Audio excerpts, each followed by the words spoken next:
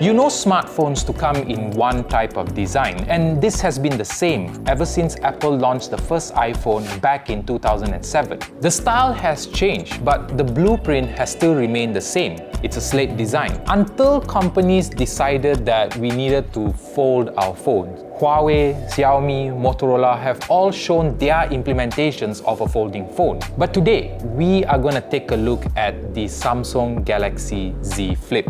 Perhaps the only thing this phone has got right is how it folds. The Samsung Galaxy Z Flip is perhaps the most elegant looking smartphone out there. But at the same time, it is a double-edged sword. While it's very pretty, it is extremely slippery and a massive fingerprint magnet. But Samsung has included a case with the phone, and that might be your saving grace.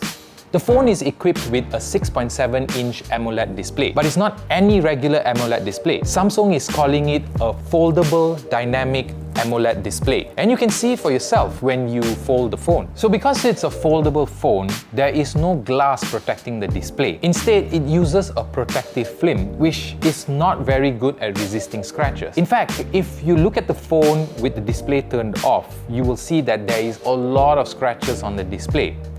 But of course, this is a review unit and it's been in the hands of many other people before we got it. So it makes sense to have that much of scratches. Now, I know a lot of you are wondering, and yes, there is a crease at the center of the screen, but I don't really find it distracting.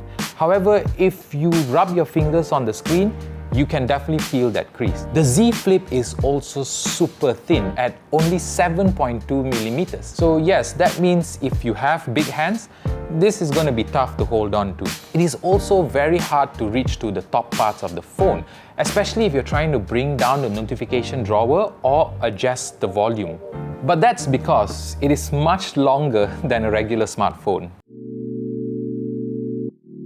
At the end of the day, the Z Flip is just another Samsung flagship device. You'll be very familiar with the interface if you have used any modern Samsung Galaxy device.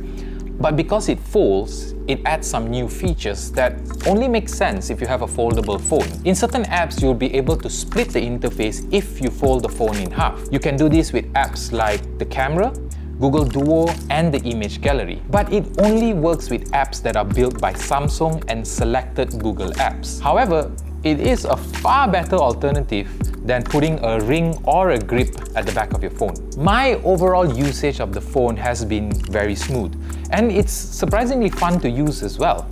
Yes, some apps, especially games, are pretty hard to play on this unique aspect ratio, but if you're scrolling Facebook or reading an article, you'll be getting more text on the screen without scrolling too much. My only worry about this phone is that it gets hot, and sometimes it gets pretty uncomfortable to hold.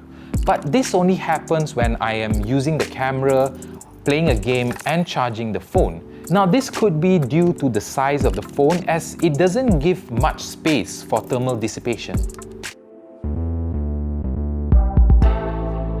Samsung has been known to have some of the best cameras in smartphones, but the Z Flip is kind of left in the dark when it comes to image quality. There are two 12-megapixel cameras on the back, one being the main sensor and the other an ultra-wide-angle lens. But the qualities of the pictures produced are not up to Samsung standard. For one, I feel like the colors are very washed out. It is dull and it makes people look kind of pale. The wide-angle lens has slightly better color than the main sensor, but the warping on images are just way too much, and it will make you look short if you're trying to take a portrait shot. The selfie camera is a whole different story.